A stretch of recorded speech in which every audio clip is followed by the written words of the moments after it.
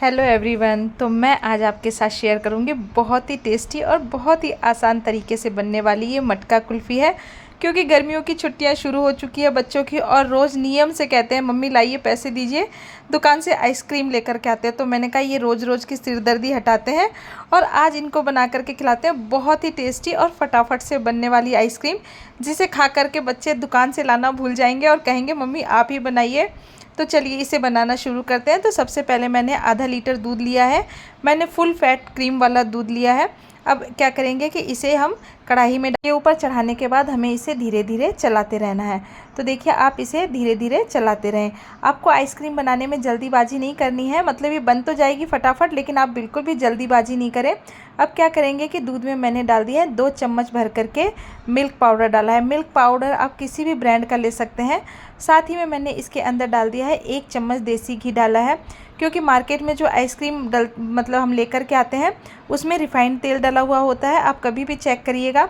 तो मैंने वो रिफ़ाइंड तेल तो नहीं डाला है, मैंने इसके अंदर डाल दिया है देसी घी। देसी घी डालने से इसमें एक चिकनापन आता है और इसका टेस्ट बहुत ही अच्छा आता है।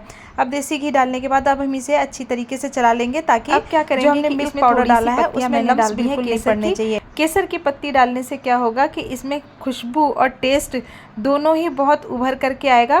क्योंकि आप जब घर में आइसक्रीम बनाते हैं तो घर की आइसक्रीम तो ऐसे भी खाने में बहुत ही टेस्टी लगती है, मुझे तो बहुत ही ज़्यादा पसंद है और मैं तो हमेशा इसे बनाती हूँ। इसलिए सोचा कि इसकी रेसिपी आपके साथ भी शेयर करी जाए। अब जब तक दूध में उबाल आता है तब तक हम कर लेंगे आगे की तैयारी। तो देखिए सबसे पहले मैं क्या करूँगी कि मैंने एक चॉपिंग बोर्ड ले लिया है और मैं इसके अंदर डालूँगी कुछ ड्राई फ्रूट्स डालूँगी। तो ड्राई फ्रूट्स मैंने ले लिए हैं 8 से 10, मैंने इसके मतलब डालने के लिए बादाम ले लिए हैं और साथ ही में मैंने 8 से 10 काजू ले लिए हैं। तो आप इसे बिल्कुल बारीक बारीक, जितना बारीक आपसे हो सके आप उतना बारीक कट कर लें। आप इसको काटेंगे तो ही ज़्यादा अच्छा रहेगा। आप इसे मिक्सर में ग्राइंड ना करें, क्योंकि मिक्सर में ग्राइंड करने पर बहुत बारीक पाउडर बन जाता है। तो मैं तो इसी तरीके से इसे चाकू से काट लूँगी। और अगर आप मिक्सर ग्राइंडर में ही मतलब ग्राइंड करना चाहते हैं तो आप पल्स मोड पर भी इसे डाल करके और चला सकते हैं। तो उससे क्या होगा कि आपको एक दरदरा सा पाउडर, मतलब जो ड्राई फ्रूट्स हैं वो कट करके तैयार हो जाएंगे।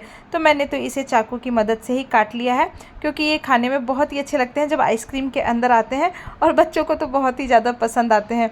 तो अब ड्राई फ्रूट्स कट गए हैं और इधर चलते हैं दूध की तरफ। तो देखिए अब हमारा दूध भी अच्छी तरीके से गर्म होने लग गया है, यानी कि इसमें एक उबाल सा आने लग गया है। जब दूध में उबाल आ जाए उसके बाद ही आप इसके अंदर जो ड्राई फ्रूट्स हमने काटे थे वो डाल दें। तो मैंने इसके अंदर डाले काजू और बादाम, क्योंकि मेरे पास अभी पिस्ता नहीं है। तो अगर आपके पास देखेंगे तो मैंने करीबन 5 से 6 चम्मच चीनी डाली है। इसके अंदर डाल दिया, मीठा खाते हैं आप उसके हिसाब से मीठा चीनी डाल सकते हैं, अगर आपकी चॉइस के अनुसार है। और देखिए चीनी डाल देने के बाद अब हम इसे अच्छी तरीके से चला लेंगे जब तक कि चीनी मेल्ट नहीं हो जाती। और मैं करूँगी आगे की तैयारी। तो मैं अब इसमें डालने के लिए मैंने 4 से 5 इलायची ले ली है। तो मैं जब भी इलायची लेती हूँ या मतलब काम में लेती हूँ तो मैं हमेशा फ्रेश इलायची छील करके ही लेती हूँ। मैं इलायची का पाउडर रेडीमेड वाला बहुत कम इस्तेमाल करती हूँ, मतलब ना के बराबर ही इस्तेमाल करती हूँ। तो आप इसी तरीके से फ्रेश इलायची छील करके और काम में लें तो बहुत ही टेस्ट अच्छा आता है और खुशबू भी बहुत ही अच्छी आती है। इलायची तो ऐसे भी अगर आप 2 इलायची भी डालेंगे तो वो बिल्कुल खाने की जान बढ़ा देती है। तो इलायची को मैंने छील करके और बारीक बारीक कूट लिया है और उसका पाउडर मैंने डाल दिया है दूध के अंदर। और देखिए दूध कितनी अच्छी तरीके से उबाल आने लग गया है और दूध अब हमारा धीरे धीरे करके गाढ़ा हो जाएगा। तो आपको इस चीज़ का ध्यान रखना है कि आप जब भी आइसक्रीम बनाएं तो अगर आपने 1 लीटर दूध लिया है तो कम से कम वो आइसक्रीम गाढ़ी होकर के आधा लीटर ही दूध बचना चाहिए।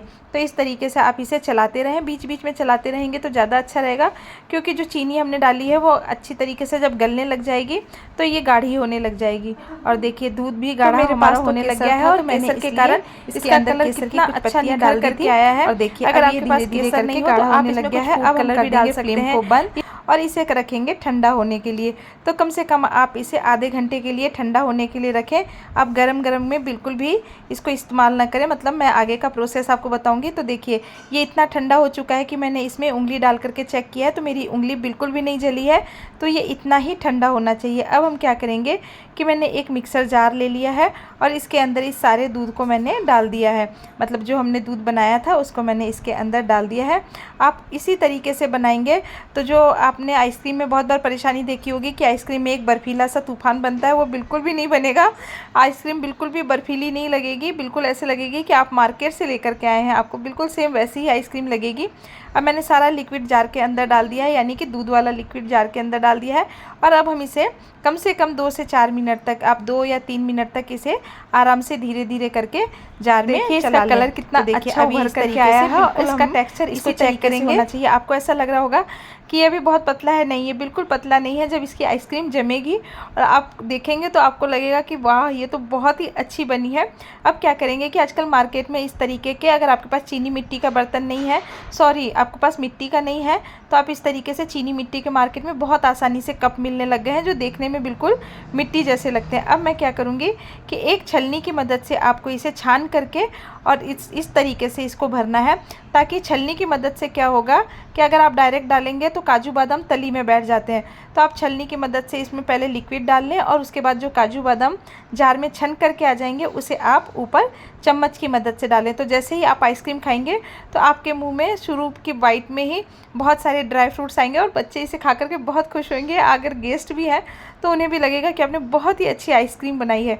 तो इस तरीके से अब मैंने इसके ऊपर थोड़े से पिस्ता के टुकड़े डाल दिए हैं और साथ ही में मैं इसके ऊपर रोज़ पेटल डालूंगी। इससे इसकी खूबसूरती और इसका टेस्ट बहुत ही उभर करके आएगा। और गर्मियों का मौसम है और गर्मियों के मौसम में आइसक्रीम शरीर में ठंडक देने के लिए खाई जाती है, इसलिए मैंने इसके ऊपर गुलाब की पत्तियां भी डाली है। मैं आने वाले वीडियोज़ में आपके साथ और भी अच्छी अच्छी आइसक्रीम शेयर करूंगी, लेकिन आज तो शुरुआत इसी वाली आइसक्रीम से मैंने करी है जो खाने में बहुत ही टेस्टी लगेगी। अब क्या करेंगे कि इस तरीके से इसे मैंने एल्युमिनियम फॉयल से कवर कर दिया है। तो देखिए आप इसी तरीके से इन कप्स को एल्युमिनियम फॉयल से कवर कर दें। तो इसमें आपको रबड़ बैंड लगाने की ज़रूरत नहीं पड़ेगी अगर आप एल्युमिनियम फॉयल से कवर करते हैं।